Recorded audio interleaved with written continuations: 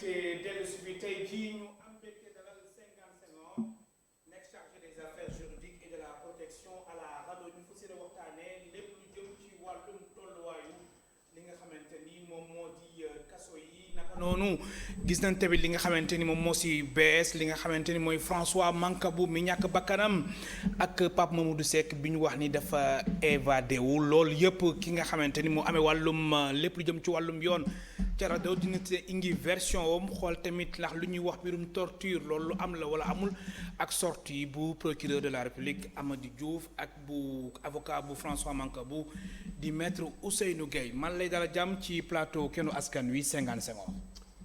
Merci El Hadj Malick maa ngi lay nuyu bu baax di nuyu téléspectateurs yi di ñaan waxtaan bi yàlla na ci njëriñ génn. Alors Senghane Senghor yow yaay chargé des affaires juridiques et de la protection ca RADDHO di rencontre africaine pour la défense des droits de l'homme alors ñu gis ni actualité bi mbirum force spéciale yi la naka noonu yooyu les forces ñu am ñu si tegoon loxo François Mancabou ñàkk na bakkanam famille am jàpp ni mbirum mettital ak torture yi nga xamante ni moom la am ca sûreté urbaine moo waral li nu mel moo tax ba avocat am ni dana saisir lépp lu jëm ci wàllum cour yu mag yi di yëngu ci wàllum yoon procureur de la République génn na initié ay leeral ni dafa mbëkk boppam ci mur bi naka noonu tamit ak grille yi Pape Mamadou Seck bi nga xamante ne dañ ko interné woon hôpital Aristide Le Dantec ndax jagadi bi mu amoon ci wàllu wér-gu-yaram ñu ni yéeyaay ñu ni dafa daw am na wala amul loolu yëpp xam naa ni dañ ko yaatal ci bile émission Senghane Senghor sa première appréciation lan lay dem nan lay tëddee ci wàllum bile dossier ñaari dossier yooyu la.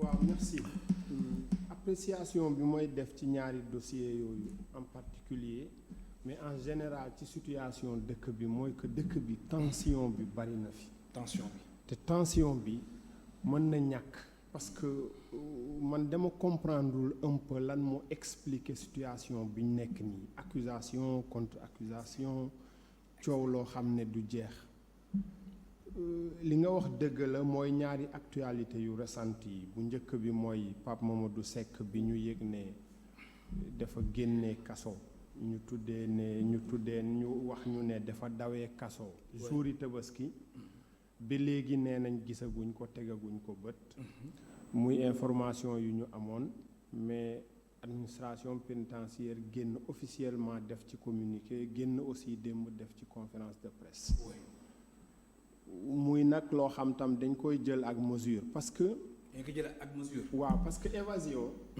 yàgg na ci kaso boo demee ba ci kaso haute sécurité yi sax évasion dina fay am ñu fàttali itam ne évasion délit la pour ki évadé oui parce que kaso bu ñu la fa boo am lante ak yoon ba ñu yóbbu la fa waruloo daw parce que boo dawee da ngay compliquer mbir mi da ngay ubbi beneen procédure boo xam ne dina laaj enquête et probablement sax li ëpp mooy de ci procès lay mujj beneen procès bu bokkul ak li ñu la fa yóbboo woon coow li nag bari na ci dégg naa ñu ne dañoo njort ne nekk dundatul li wóor mooy yëg nañ ne dafa feebar parce que loolu ki dem muy Mamadou Seck ñun yëg wax nañ ñu dégg nañ ay mbokkam ñeneen ne ñu dafa tawat te d'ailleurs tawat moo taxoon ñu yóbbu ko pavillon spécial oui le directeur de l'administration pénitentiaire leeral na ko démb mu ne sur avis médical lañ ko fa yóbboo kon daw gënuloon ci moom bu dee feebar bi ñu wax moom la am tam li gën mooy mu delsi te bu delsee aussi ñu privilégier wér-gi-yaramam avant ñuy xool lan la ñuy régler ak moom ci mbirum yoon. Pourtant même directeur de l'administration pénitentiaire di colonel Jean-Bertrand Bocandé ñaan na ko aussi pour mu dellu si naam sax fekkee ni dafa feebar lu gën si moom mooy mu ñëw jébbal boppam wàllum yoon. te loolu nekk na lu nga xamante ni lu am solo la. waaw c'est vrai que xam naa ne peut-être charge yi ñu teg ci moom moo diis parce que kaso ku ko xamul aussi peut-être que doo ko ñemee. mais li gënoon ci moom te ñu koy ñaan bu mënee nekk mooy mu delsi parce que li tax mooy wër fugitif bu dawee kaso dafa yomb mu jur ay incident parce que bu ko gaa yi wër souvent ni ñu koy wëree dañ koy wër armé wu. dañ koy war armé wu. parce que du ñu xam souvent moom. si yan condition la nekk. lu mu nekkee et ainsi de suite. ak lan la nar voilà dañuy jël garantie yëpp. te très souvent bu amee foofu yenn incident yi dafay jafe trop pour ñu mën ko leeral ci mbiri yoon. parce que boo xoolee ñoom seen texte yi sax bu fugitif amee yoon may na leen ñu utiliser fetal. loolu am na ci texte administration pénitentiaire yi mais loolu yëpp ñun ñaanuñ mu mujj fa li ñuy ñaan mooy mu mujj ci jàmm mu génn wala boog bu amee ñu ko gis ñu waxtaan ak moom diisoog moom ba mu delsi ñu doxal ndànk procédure bi ñu koy toppee. très bien am na solo loolu mu nekk kaawu Pape Mamadou Seck dañuy ñëw ci li nga xamante ni moom moo soxal génn àdduna François Mancabou ndax procureur de la République Amadou Diouf dem ci ngoon génn janook ak taskatu xibaar yi amal li ñuy wax point de presse indi si tamit ay leeral mu jàpp ni ki nga xamante ni moom moo di François Mancabou dafa mbëkk boppam te ñoom am nañ vidéo bi nga xamante ni dugal nañ ko si dossier d'enquête bi Amadou Diouf procureur de la République Cheikh Diop ak Pape Mafal Fall ñoo taataan ay kàddoom ñu teewlu ko. d'après information man yi ñu ma jox procureur te PV bi te enquêteurs yi wax ma ko que moom on ne sait pas pour quelle raison xamuñ lan moo tax gàcce la angoisse la remords la je ne sais pas vraiment pas kenn mënu ko wax fu mu toll nii parce que enquête bi biñ tijji loolu moo ko war a élucider xëy na mu tëb di mbëkk miir di mbëkk grille et te moom rek moo ko fa def parce que ñi ci des dara dalu leen bi mu ko fa defee nag gaañu na gaañu boo xam ne yoon mayetu loon ak état de santé mayetu ko en réalité ñu defere woon maa ngi bëgg a wax nag ne enquêteurs yi yor nañ ay caméra vidéo yoo xam ne incident bi yi ci am yu ci bëri mën nañu ko documenter par des vidéos et des caméras de 13 minutes yoo xam ne wax naa leen ñu indi ko ñu dugal ko ci enquête bi nga xam ne jox naa ko waa division des investigations criminelles enquête boo xam ne sama autorité directe lañ koy defee déjà que c'est un service très compétent qui nous a donné beaucoup de satisfaction dans le cadre des situations pareilles mais en plus c'est une enquête qui sera conduite sous l'autorité directe du procureur de la République afin qu'on puisse savoir xam lan mooy cause exacte décès François Mancabou lépp lu ci yoon war a def dinañ ko def taxawaay biñ ci waroon am dinañ ko ci def et que d'ores et déjà je peux vous dire en rapport avec l'ordre des médecins une autopsie a déjà été ordonnée. mu nekkoon Amadou Diouf procureur de la République waaye maître Ousseynou Gueye di avocat bu François Mancabou tontu na ko mu weddi kàddu yi nga xamante ni moom la procureur de la République wax muy wax ni mbirum torture ak lépp lu jëm ci wàllum tamit métital moo tax François Mancabou ñàkk bakkanam tamit Ousseynou Gueye wax na tamit dinañ déposer plainte ci fi nga xamante ni moom moo di CPI ak tribunal judiciaire de Paris maître Ousseynou Gueye avocat à la cour mi ngi Maram Ndiaye moo taataan ay kàddoom ci téléphone ñu teewlu ko. parce que man bi ma fa demee damaa xool ne kii nekk fii li ko dese ci dund bëriwul du ma yàlla du ma yonent mais xamoon naa ne kii li ko dese ci dund doyul parce que méthode yi ñu ko teg ndax lenn rek bañ na signer benn procès verbal boo xam ne bindal nañ ko ci loo xam ne lii waxu ko moo tax ñu téye bopp bi di ko dóor fu nekk ba fu mu nekk ma paralysé parce que colonne vertébrale moo entamé wu ñoom bi ñu xamee ne nag affaire yi doy na waar moom moo tax ñu yóbbu ko hôpital bañ ko yóbbu hôpital fekk boobu pratiquement dara desatu fa man xamoon naa ne kii du ma yàlla du ma yonent mais xamoon naa ne kii moom li muy dund li ko dese ci dund bëriwul parce que niñ ko gaañee dafa metti bopp bi foo xool ci bopp bi toj na foo xool ci bopp bi toj waaye nag dina leen wex xat parce que kenn du bàyyi affaire bi nii ba kenn moo dem moo tax ñun dinañ saisir ñañu war a saisir dinañ saisir cour pénale internationale dinañ saisir tribunal judiciaire de Paris parce que ñoom ñooñu képp ku ci teg sa tànk Europe parce que dañu am compétence dans l'espace Schengen képp ku ci teg sa tànk ci espace boobu dinañ la woo laaj la parce que dinañ délivrer mandat contre yow ndax am nañ compétence dinañ saisir également du doyen des juges d'instruction d'une plainte avec constitution de partie civile pour torture contre toutes ces personnes là yi nga xam ne campé nañ ci loolu dinañ saisir également Cour africaine des droits de l'homme loolu c'est normal yooyu yëpp dinañ leen saisir di comité des Nations Unies également contre la torture dinañ ko saisir ba nga xam ne Sénégal bés bu demee ci comité des droits de l'homme di fa présenté wu chaque année dinañ ko laaj ci lii mbir mi dinañ ko ci laaj dina ci leeralal ñëpp lan moo ci xew lépp lan moo ci xew. mu nekkoon maître Ousseynou Gueye avocat bu François Mancabou alors Senghane Senghor yow yaay chargé des affaires juridiques et de la protection à la RADDHO rencontre africaine pour la défense des droits de l'homme déglu nga procureur de la République Amath Diouf naka noonu maître Ousseynou Gueye di avocat à la cour avocat bi lu mu wax ak procureur lu mu wax bokkul yow yaa amee wàllum yoon ci fi nga xamante ni moom moo di RADDHO gis nga ñaari kàddu yooyu la wala ku si nekk tamit da nga nekk si position wala lu xew. alors li may njëkk a préciser mooy que bi mbir mi xewee. ñun organisation de droits de l'homme yi. te xeex ak yelleefu doomu aadama ak yelleef doomu aadama. RADDHO Amnesty International ak Ligue sénégalaise des droits humains. oui def nañ benn communiqué pour rëccu d'abord li am. mais demander aussi une enquête boo xam ne. enquête bu leer lay nekk. ba pare transparente ba pare indépendante moom lañ laaj. enquête boo xam ne dafay ku indépendant moom moo koy def. c'est important nañ taxaw ci moo indépendant. mais loolu soo leen waxee loolu ñan ngeen bëgg wax ni ñoom ñoo war a amee enquête bi maanaam enquête bi ñan nañ ko war a confier. xam nga d'abord il faut ñu wax leen El Hadj Malick. gis nga Sénégal yoon wi mu tegu nii du yoon wi. yoon wi ñu jël baaxul. parce que diggante mars.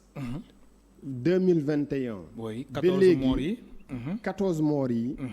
morts yi am le 29 passé plus kii ñu ne dañ ko torturer parce que ñi wax ak moom ñoom ñoo ko wax.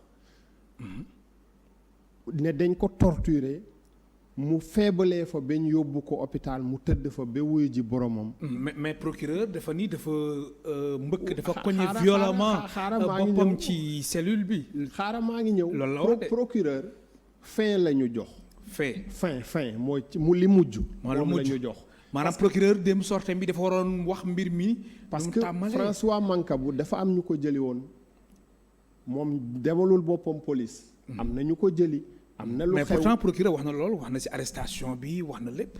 ok léegi ña ko arrêté ji woon ñooñ procureur moo leen yëlif et ku xam Sénégal aussi hiérarchie bi chancellerie ni mu demee ak procureur. oui am na loo xam ne jàpp naa man ne teel na trop pour procureur wax ko benn. parce que oui booy ubbi ji enquête moom moo ne dañuy ubbi enquête. deuxièmement nee na enquête bi dik lañ koy jox. oui division des investigations criminelles division des investigations criminelles ci police la bokk. oui li ñuy xereñ seen tur li muy rëy ci police lañ bokk. ñi ñuy indexé ne ñoom ñoo def li xew ci police lañ bokk. ñun jàpp nañ ne buñ bëggoon lu leer peut-être mën nañ ne dañ koy jox gendarmerie. kon ñu jox ko gendarmerie yéen loolu ngeen jàpp. parce que mooy yoon bu gën. loolu mooy yoon bi gën. mais même loolu sax dafa jar xalaat parce que du lii rek du ci cas bi rek débat buy posé wu souvent ñun ak ñoom la. bu ma waxee gendarme yi ne bu ñu leen accusé police dafa war def enquête bi ñu ne ma non police warul enquête ci gendarmerie. parce que gendarmerie corps militaire la. mais bavure yi il faut ñu xool nan lañ koy régler ak ban service moo ciy bugg di enquête Sénégal parce que dafa yomb aussi ñu accuser la ne yaa def mbir ñu jox ko sa mbokk. koo xam yéen a bokk service peut-être que sax mën ngeen liggéey ensemble ne ko demal nga mëne enquête bi mu ñëw ça dafa yomb ba mu ëpp. parce que mais pourtant nag gis nañ ni si muy police wala gendarmerie ku jàdd yoon dañ lay sanctionner. non ban type de sanction brigade prévôtale sax am na fi lépp am na fi. oui ban type de sanction wax ma bi depuis l'affaire Mamadou Diop. ba léegi wax ma kan lañ fi arrêté koo xam ne dafa tirer ci kaw nit wala mu boom ko attention. torture du caaxaan torture. dañ ko aaye dafa am convention bu ko aaye ça veut dire benn circonstance warul mën a justifier. kon yow da nga jàpp ne torture am na ak li procureur wax yëpp. ay mbokkam ñoom ñoo wax torture am na parce que moi j'imagine mal le procureur venir mu ñëw di confirmer moom ne torture am na. ah bon oui parce que gawma procureur génn ne effectivement torture am na ci stade bi ñu toll nii mais ay mbokkam ñi dem waxtaan ak François.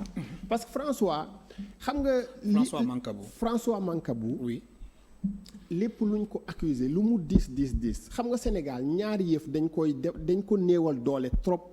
Sénégal léegi te loolu dafa bokk ci lii jëmmal ak di dooleel ak yelleef doomu aadama. bu njëkk bi mooy présomption d'innocence. Il faut ñu jàngal policiers yi ak gendarme yi ne quel que soit accusation yi pesé contre toi loi bi def la présumer innocent ba ba ngay dem ñu atte la ba atte bi jeex ñu ne yow la donc dañ la war a traiter comme koo xam ne defuloo dara parce que loolu moo tax principe boobu jóg beneen principe bi mooy le secret de l'instruction.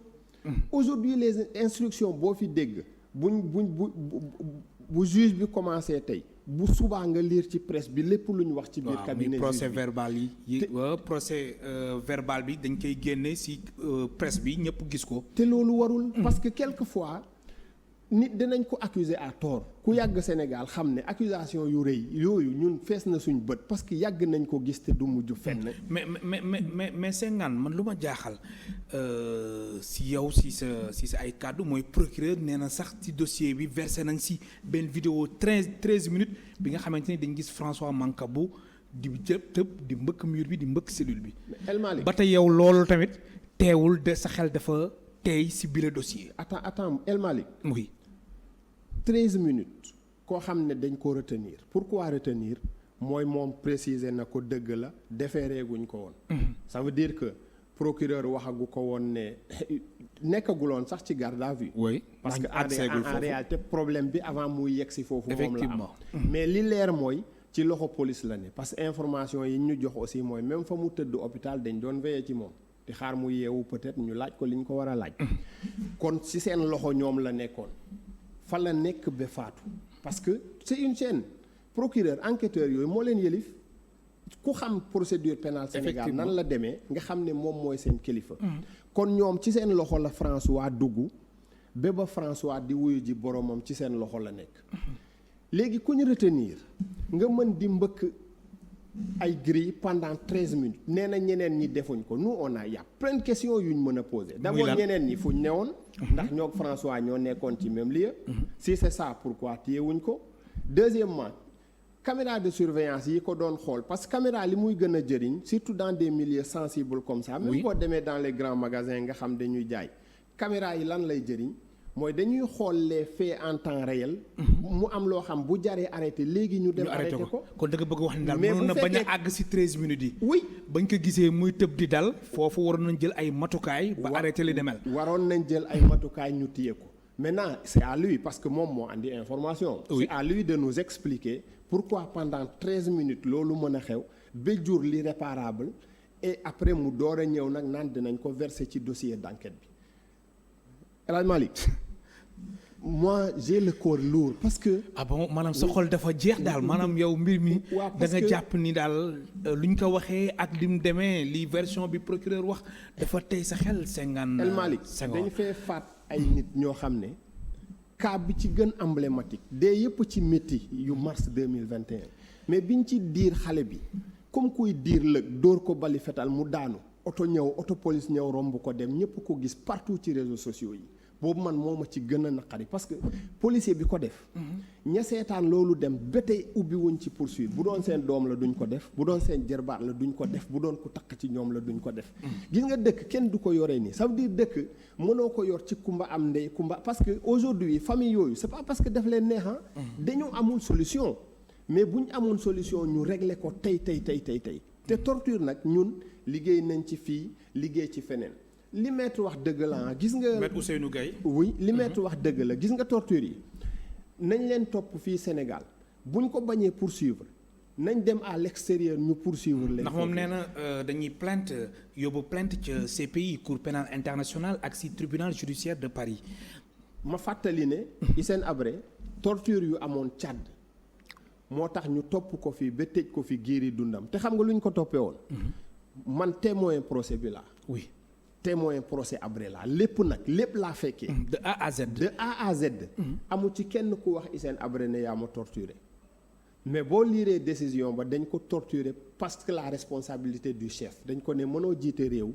nangam di xew ci prison yeeg commissariat yi. kon da nga xamuloo. kon da nga ànd si lu avocat bi wax Maître Ousseynou Gueye ñun mbir mi dañ ko war a mën a topp ba leeral exactement lan moo tax François Mancabou ñàkk bakkanam. El Malick procureur état bi la état bi moom la ñuy accuser moom lañ soxla ne dañoo bëgg mu teg procédure yu leeral yëf yi man militant droit de l'homme laa gis nga militant droit de l'homme xam nga kan lay àndal ki néew doole lay àndal ki néew doole mais ban intérêt si sa gis-gis la ñu am ngir faat ki nga xamante ni mooy François Mancabou bi nga xamante ni dafa bokkoon si ñu tegoon loxo ñu bokk si force spéciale ñu leen doon enquête di leen tuumaal lépp lu jëm ci wàllum chaos wàllum atteinte à la sûreté de l'État wàllum tamit fait li nga xamante ni dafa lié wàllum terrorisme loolu yow ci sa gis-gis ak enquête bi fu mu toll nii ban intérêt lañ am ngir ñu faat bakkanam.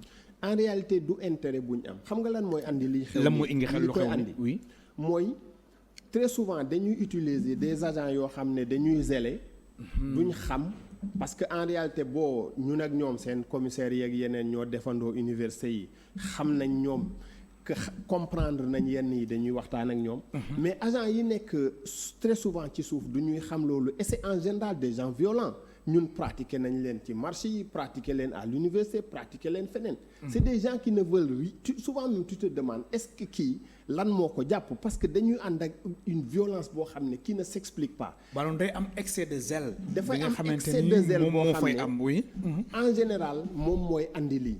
parce que bu ñu nekkee groupe ñoom ñëpp ñu excès de zèle parce que tooñ na ci kenn wala désobéir na ci kenn mu jur lii nii ñoom ñu bañ ne duñ sanctionner dañuy promouvoir l'impunité et agent bu defee loolu mu am impunité moroomam gis ko keneen gis ko bu subaa dafay ñeme day def lu mel noonu te xam ne du mujj fenn mais ñoom aussi ñi koy promouvoir ak di ko bàyyi muy dem bàyyiwuñ ko parce que dañoo bëgg a couvrir agent yi ça aussi nous le savons. Très bien. xam nga lu tax ñu koy bàyyi muy dem.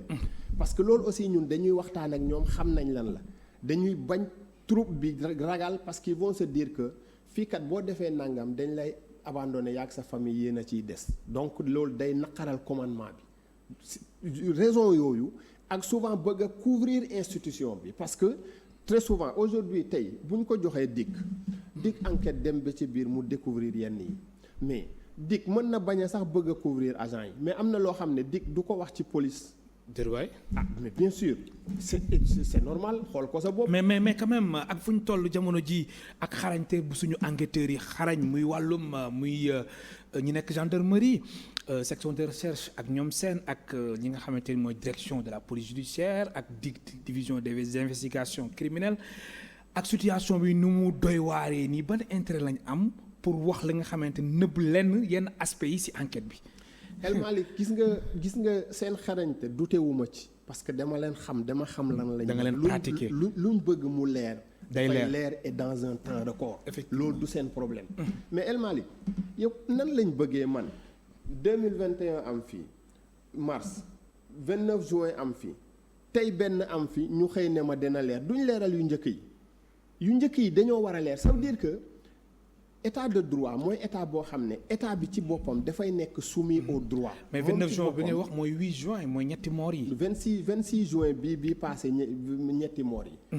marche bi ñu tere woon. 8 juin le 8 la woon. le 8 la woon le 8 te mu am ay moor. effectivement ñett. mais loolu lépp leeraluñ ko ñu bëgg a tëb yooyu ñëpp pourquoi leeraluñ ko. parce que moi je ne comprends pas attention. il faut mais pourtant ak mémorandum bi nga xamante ni moom la fii état bi génn woon ci seen jàkkaarloo ak presse bi le gouvernement face à la presse ñu ni dañuy def enquête sérieuse leeral mbir mi mais loolu ba tey France.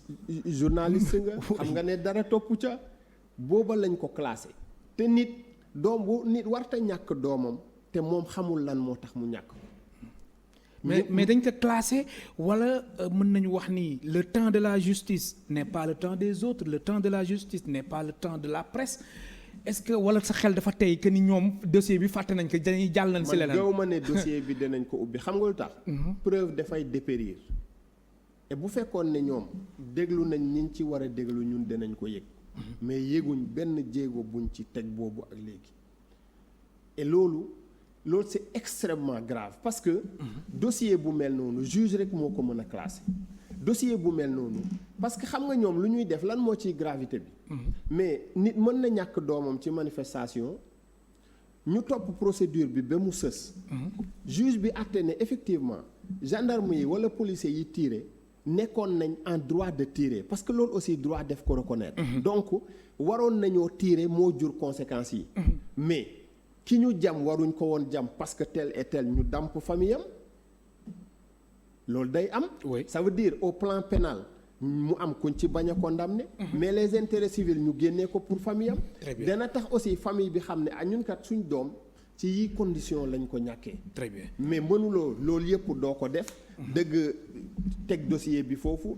école parce que attention si on laisse passer yeneen yu mel nii dafay am dafay ñëw c'est comme ça que ça se passe. bii dafa war a leer. dans tous les pays yi torture Très bien. am noonu la fay demee. Senghane Senghor, chargé des affaires juridiques et de la protection à la RADDHO, rencontre africaine pour la défense des droits de l'homme ñi xeex ak yelleef doomu aadama mooy tey suñ gan si émission Kennu Askan Wi ngeen ñuy suivre en direct si ITV Canal Plus 217 TNT 15 Eutelsat ak TV d'Orange.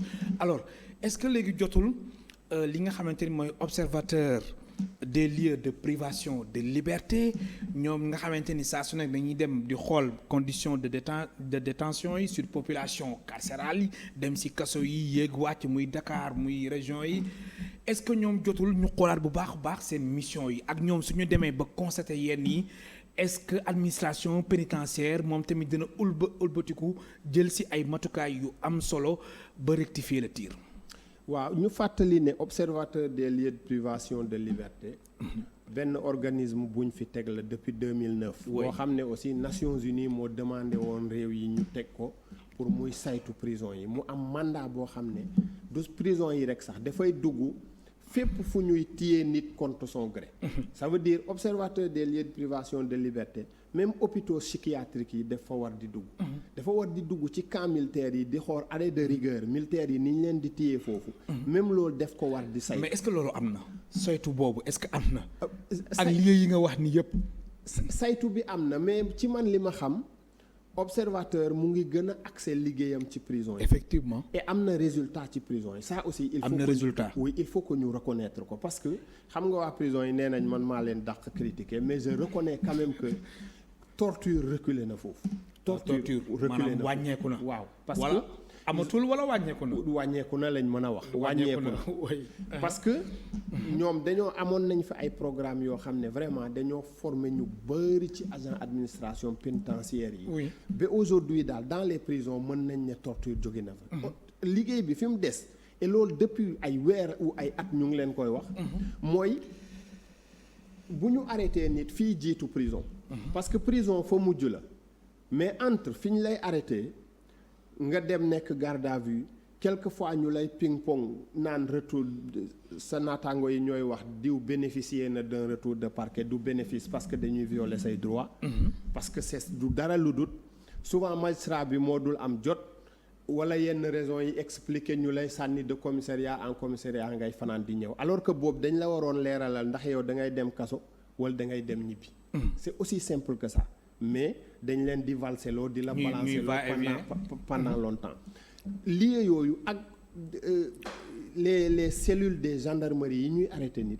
yooyu observatoire def ci war a focaliser wu def ci liggéey boo xam ne dana tax aussi yenn bavure yeeg yenn yi fay am ak aussi information yu ñuy jot foofu yoo xam ne c'est des violations parce que temps yi sedd parce que convention contre la torture aayewul torture rek. dafa aaye torture dafa aaye aussi yeneen traitement inhumain traitement dégradant parce que nit kenn du ko toroxal am na foo xam noo xam ne boo ko defee ak nit loolu convention bi def koy aaye.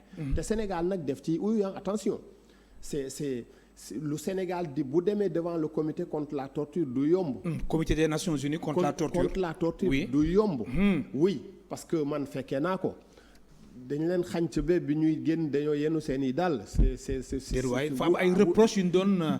def oui ay reproches Sénégal yu mel nan par exemple. parce que comité bi. yii yëpp di fi xew comité bi daf ciy jot parce que ñun source d'information lañ. au commissariat moom la ñeneen ñoo yenn avocats yi. relation yi ñu fi am donc dañuy xam en réalité dans le milieu carcéral ak. domaine yi ñuy torturer yëpp lan moo fa xew. maintenant ça bu Sénégal déposer rapport am parce que Sénégal mooy def rapport ci boppam. rapport bi en général dafay rafet tax. mais bu contradiction yi ñëwee day xaw a compliqué ci délégation gouvernementale bi. et lii problème bi mooy aujourd'hui ñi nekk fii nii di défendre yenn yi di nëbb yenn yi du ñoom ñooy dem foofu pour défendre le rapport du Sénégal. moo tax délégation ba fay dem dafay am d'énormes difficultés lay am. parce que da ngay wax dara benn expert dindi ko avec des faits nga wax dara ñu ne la andil ñu statistiques yi la dernière fois ils étaient obligés de demander jusqu'au lendemain ñu ñëw andi yenn documents yi mais bi ñu ñëw andi wuñ dara et je suis désolé parce que loolu mënoon na ñàkk. Ça c'est des questions qu'on pouvait régler ici au Sénégal. D'ailleurs ki jiite woon délégation bi jamono yële tase nañ ma koy tooñ naan ko maa yow tase woon nañ Nations Unies devant le comité mu ree ne ma le jour là c'était pas gai de man. maanaam daal mbir bi dafa tàngoon jër daal si ñoom. day tàng jër ci ñoom. Très bien. parce que Oui. dañuy war a expliquer yi fiy xew yëpp. dossiers yi ñu fi teg tànk yëpp te teggiwuñ. Très bien alors mais société civile bi est-ce que jotul mu xoolaat bu baax a baax taxawaayam maanaam lépp lu jëm ci wàllum stratégie ngeen di prévenir ci cas de torture yi nga xamante ni dañ koy faral nemmeeku si lieu de détention yi ban rôle la si société civile war a mën a jouer Senghane Senghor. xam nga ñun El Malick ñun ci prévention lañ dëkk. parce que ñun ak état bi il faut nit ñi xam ne danañuy wax te souvent duñ ñu dégg du lu ñuy wax rek mbaa ñu koy def par presse interposée la. ay correspondance lay doon. dañuy bind état bi. dañ ciy jaar pour corriger yu bari. defar yu bari. suggérer leen yu bari. tout ça nous le faisons quelquefois sax ñu defal leen liggéey boo xam consultance bu ñu waroon fay la woon duñ ko def ñun ñooy tëju liggéey ko bind yónnee leen ne leen defe nañ ne lii kat bu ngeen ko dolli woon ci li ngeen def mu am njëriñ bien que nag duñ koy wax même rapport yi ñuy présenté ji noonu aussi rapport pays Sénégal bi société civile bi def ciy contribuer waaye nag dafa am lu xaw a des tuuti ci suñ autorités yi dama leen koy wax toujours dañoo xaw a gëmuñ société civile en réalité dañuy wax nii rek parce que société civile dafa dëppook jamono kenn mënatu koo génnee léegi ci yëf yi ni muy doxee mais en réalité ñoom gëmuñ ko donc jeu de cache-cache bi entre ñun ak ñoom dafay bari mais ci mbirum torture ñun li ñu gën a mën a dooleel ñun société civile mooy boo demee fii ci l'observateur des lieux de privation de liberté dafa am foofu benn organe bu am ci biir bu tudd le comité de veille comité de veille boobu ay membres yi société civile dont suñu boss Amnesty ak yeneen ñoom ñoo fa war di siéger mais malheureusement am na temps mu actifoon su Boubou Diouf Tall yàlla ko yàlla yërëm amiin mais avec Jocelyne Marceline liggéey na lu bari nag ça je le reconnais parce que sur bien des dossiers tase nañ ci waxtaan nañ ci mais quand même comité de veille boobu doxuloon te comité de veille boobu organe bu ñu war a mën a ñun animer la pour dimbale état bi waxtaan ak moom mu régler yenn yi. Très bien. D'autant plus que. Ouais. Organe yu mel ni observateur man jàpp naa ne waroon nañ fa mën a nommer nit yi société civile. bu xam torture bu baax war nañ ko mën a nommer foofu mais li ma lay wax ci ragali état bi ay magistrat rek la fay nommer. ay magistrat la fay nommer adjoint yi magistrat lañu c'est comme si on a besoin de bëgg wax ni yow quelque chose. foofu chancellerie bi moo fay nekk ba tey wala loolu nga bëgg wax wala. du chancellerie bi. Oui. mais xam nga un magistrat dañ koy former noo xam ne am na doxalin boo xam ne moom mënu koo am. am na loo xam ne mënu koo wax. mënu koo def te jaarul ci canaux état bi. et souvent loolu état bi lay arranger mais du arranger ñi ci des. c'est un peu ça. parce que dafa laaj souvent. yenn yi ku am benn liberté bi pour mu mën a revendiquer yenn yi mu mën a avancer. kon société civile am na place ci observateur des lieux de privation de liberté seen place yéen da ngeen fa war a dugg. am na ko mais am na ko sax feneen fu bari foo xam ne dañ fay nommer ay fonctionnaires yoo xam mënoon nañoo dem defi leneen. fan. boo jëlee par exemple nommé nañ fi magistrat boo xam ne nommé nañ ko muy xool nu muy def ba dawal saxaar bi.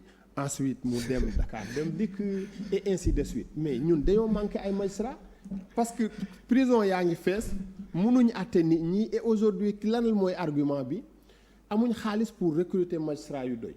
et ils reconnaissent que lim bi dafa tuuti. booy 400 jàpp 500 et quelques. te koo ci gis ci ñoom mu ngi ut ñu détaché que quelque part dans une administration boo xam ne du àtteeti. alors que li muy def ñoo xam ne duñ magistrat jàng droit. war nañ ko mën a def mën nañ ko. ça c'est quelque chose qu'il faut équilibrer. alors Senghane li ñu dese ci ay simili bëriwul Seydi Gassama directeur exécutif bu Amnesty International section Sénégal mu ni dossier bi nga xamante ni moo soxal François Mancabou faatu lu mu génnee àdduna ni circonstances yi dafa laaj ñu amal autopsie yéen waa RADDHO seen position lan la ànd ngeen ci. ànd nañ ci mënul ñàkk sax autopsie. mënul ñàkk parce que il faut ñu xam lan moo ko faat. mais ak sortie procureur bi est-ce que yaakaar nga ni autopsie dina am. non procureur warul bañ autopsie xam nga tax waru ko bañ. aujourd'hui procureur dafa am intérêt ci mu leer parce que bu amul xam nga aujourd'hui déjà bi mu waxee dikk ak yeneen moom ci boppam mu ngi joxe germe yoo xam ne dañuy contester ji à l'avenir ñoom li ñuy génnee dégg nga fi ba sonn. ñoom ñu def autopsie génnee résultat enquête ñenn ñi wax ci suuf walla ci kaw ne non ñoom d'accorduñ ci.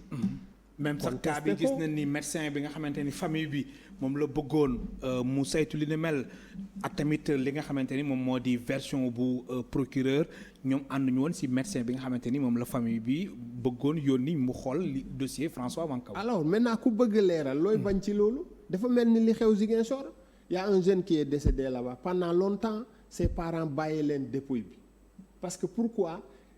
liñ bëggoon a xam ci biir procédure d'autopsie bi moom moo xawoon na andi apparemment ay problème ba finalement mu jógi ñu door ko nangu bi ñu bañee ba sonn. xam nga l'état là man leen laa leen di ñaan nañu jouer ci transparence parce que transparence mooy régler yenn yi transparence mooy dalal xeli nit ñi parce que xam nga rendre justice c'est bien beau procureur de la République bu Dakar génn wax c'est bien beau ministre de la justice mais li gën am solo mooy perception ban la nit ñi am ci li muy wax parce que génn wax loo xam ne boo ko waxee gaa yëpp dañ naan waaw tëj seeni micro dem ñëpp ne d'accord nañ mais hors micro ku nekk am nga sa commentaire yi bopp boo ciy def parce que zone d'ombre yi ci li nga wax dafa bari. loolu moo fi nekk loolu mën nañ ko éviter parce que procureur aussi encore une fois c'est vrai ñi ne ci état bi ñoo ko nommé mais Sénégal lay liggéeyal te procureur magistrat bu fi nekkoon la. ma xam ko xam naa ko il a officié dans l'affaire Habré. Oui. Donc gis naa un peu liggéeyam gis naa kii yam vraiment sur ce plan man aw ma daara lu ma koy wax. charge procureur nag moo xaw a compliqué xaw a am nu mu demee. mais de toute façon muy moom di hiérarchie bi yëpp maa ngi leen di ñaan ñu góorgóorlu jéem a leeral mbir yi. très bien am na ba pare mais nañ ko leeral. mu leer nañ mu mën a fexe fàggu suba. am na solo kuy utiliser des milliers de personnes. mooy force de l'ordre yi mais war nga mën a d'accord que quelquefois war na am ku ci dugg koo xam kii waru ci woon nekk. je me demande souvent est-ce que ñoom dinañuy liggéey ci psychologie ak ainsi de suite parce que nit dafa xaw complexe te graine yooyu nekk seen biir te bokkuñ ci parce que saa bu ñu weetee def lu ñu warul def ñun dañoo am intérêt ñu génnee leen parce que police bi gendarmerie bi armée bi ñun ñoo ko moom. suñ ndam lañ ñun dañ leen di tiitaroo. am na solo ndax liggéey bi ñuy def extérieur. waaye yi ñuy déggal nii moom loolu gënaluñu. man lay gërëm baax di la sant. simili jeex na nag woy. maa ngi lay sant bu baax El Malick. oui di la gërëm. la remercier aussi yëguma sax ne temps bi jàll na parce que passion laa ci waxee. parce que c'est un peu ce que je fais tous les jours xam nga militant droit de l'homme rek. di la gërëm baax di la sant woy. di nuyu aussi téléspectateurs yi. di rafetlu aussi émission bi c'est une première pour moi mais neexoon na. et merci beaucoup. merci di la gërëm baax di la sant mbokk téléspectateurs yéen tamit amuñ seen fay di leen gërëm baax di leen sant. mu nekkoon Senghane Senghor chargé des affaires juridiques et de la protection à la RADDHO rencontre africaine pour la défense des droits de l'homme moo nekkoon tey suñ gan ci émission kennu askan bi Ramatoulaye Sall Diop moo nekkoon ci réalisation bi ci son bi Iba Mar Sène ci caméra yi Pape Mafal Fall ak Cheikh Ahmed Tidiane Diouf bon week-end.